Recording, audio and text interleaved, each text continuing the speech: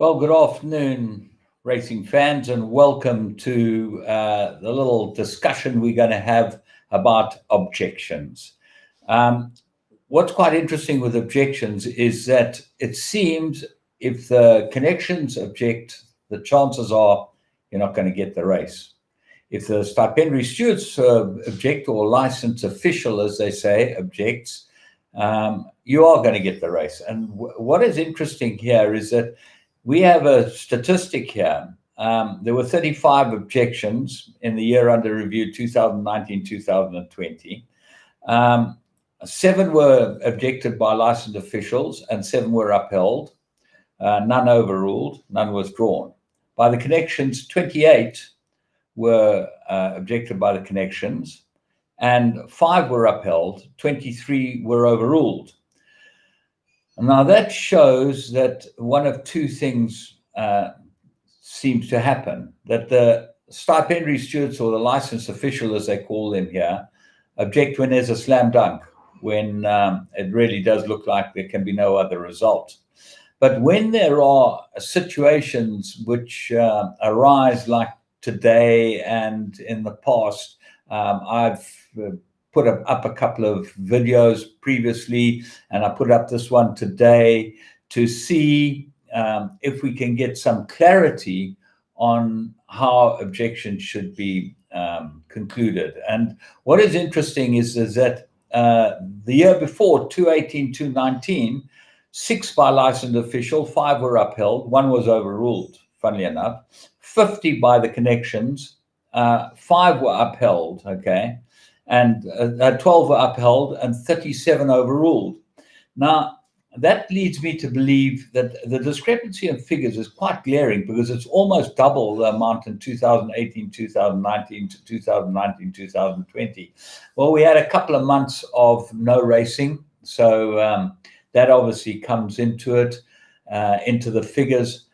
But we can't get away from the facts, and the facts are that there seems to be an inordinate amount of running around in races, and certainly from the horses that are in front onto horses that are trying to challenge, and those objections never ever seem to be upheld. Now, today was a case in point, and why I was very interested in today's objection is there were 2-year-olds, and the winner was heavily backed to favorite. The second horse had a couple of runs.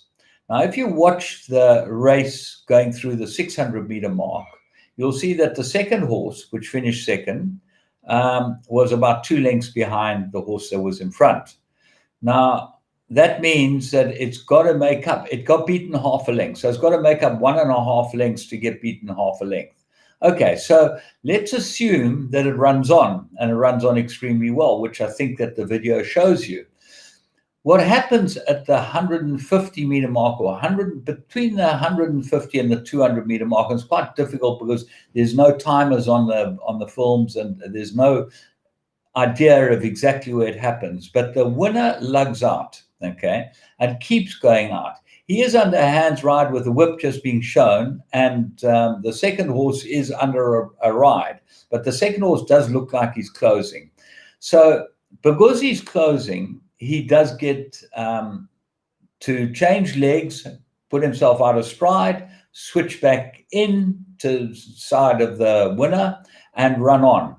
The crucial point here is from the 150 to the finish, when both horses are being ridden out, the winner only won by half a length. Now, what that means is that, in effect, after the interference, which is less than 150 meters to run, the second horse made up probably a length on the winner, because you can't be right on its tail when you get interfered with, otherwise you're going to come down, you're going to tangle your legs in it. So you must be another quarter of a horse away from the horse that's in front to get impeded like he did, and then change legs and switch over and start running back on. Okay, so we got the jockey on the winner also eased up. Well, actually, River Runs Deep, it's very interesting you say that. Go and watch the replay and watch the head-on replay. The winner was going nowhere the last 100 meters. In fact, it was stopping. The other horse was running on extremely strongly. And that leads me to believe that, but for the interference, if they'd both gone straight, the second horse would have probably beaten the winner. And that's why there is no consistency, because the rules say that what you've got to do is consider whether the horse that's impeded would have beaten the horse in front. Well, the more you look at it, if you look at the second horse's position at the 600-meter mark, the second horse's position at the 150-meter mark when it was impeded, and the second horse's position at the finish, it is definitely making up ground and making up more than the half a length that it was beaten, I would have thought. And that's where the problem comes as far as the officials is concerned.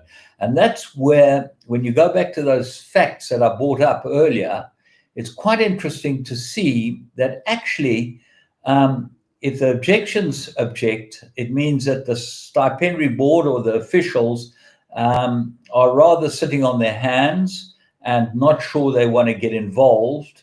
And on that basis, they normally overrule it. And because remember, they're the judge and jury. This is another problem. Right, let me see what Mohammed Sheikh said. James, why do trainers and jockeys have to object? What are the stipes watching? Not in just the incident, but in general. Well, this is the point that I'm trying to make.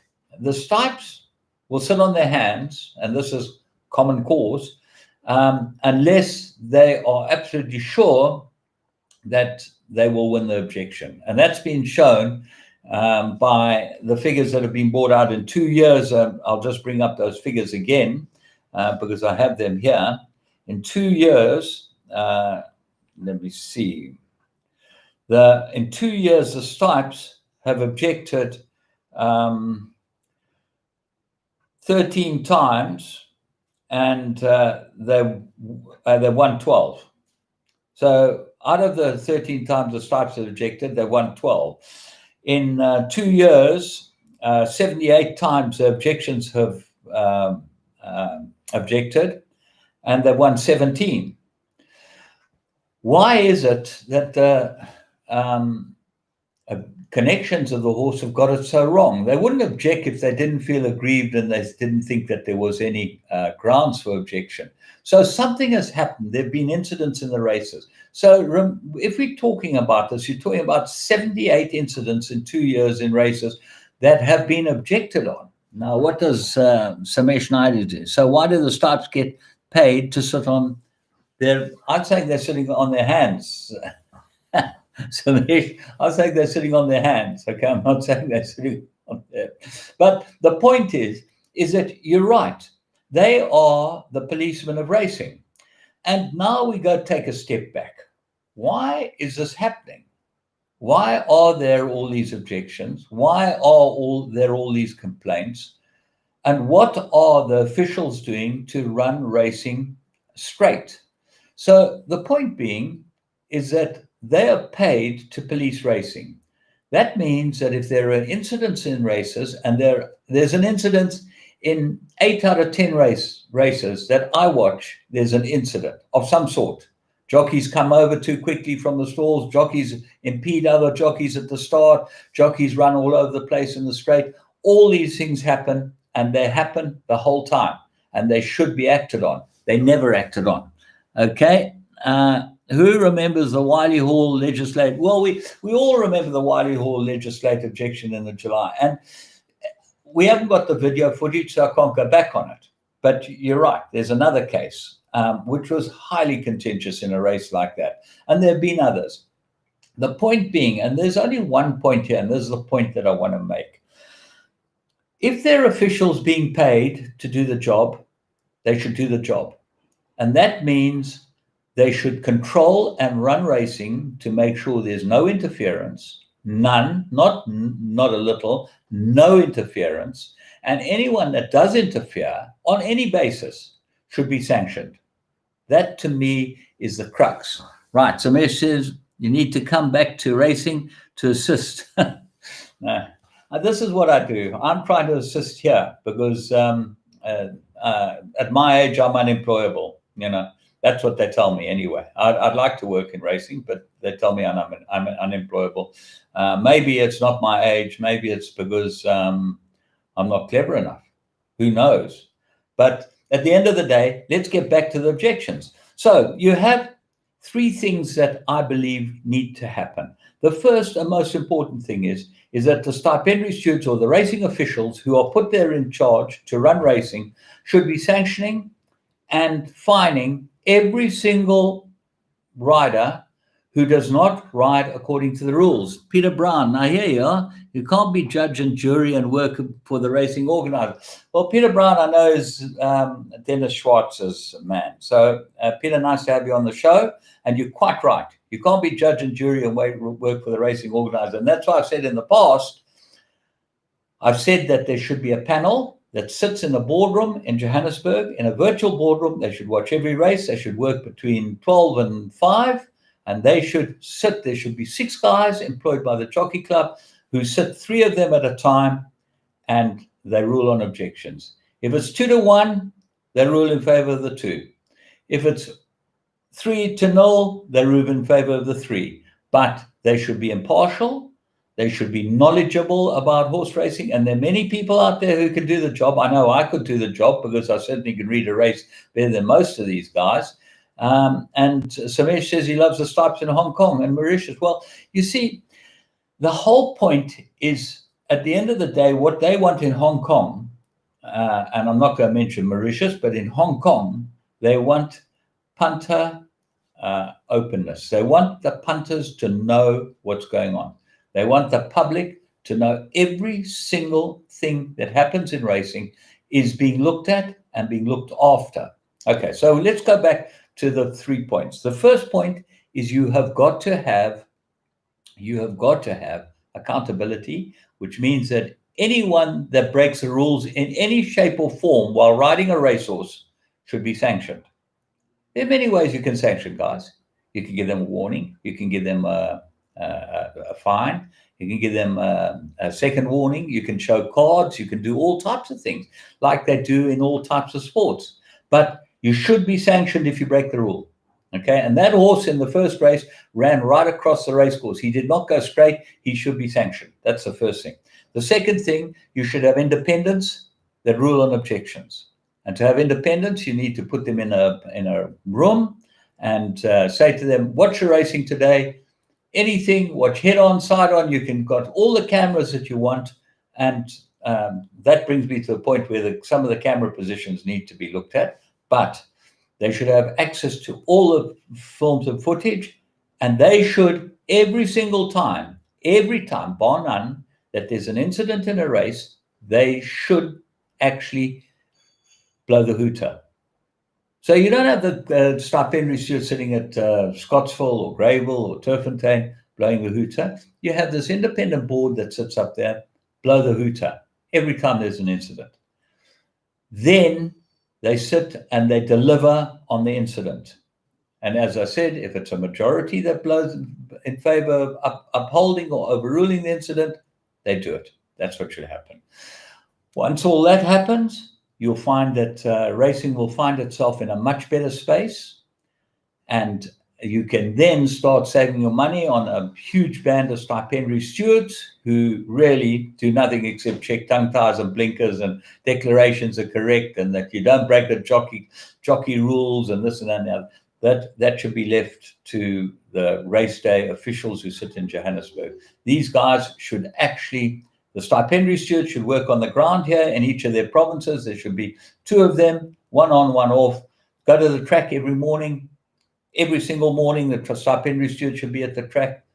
So you only need 2 of them, 1 on, 1 off.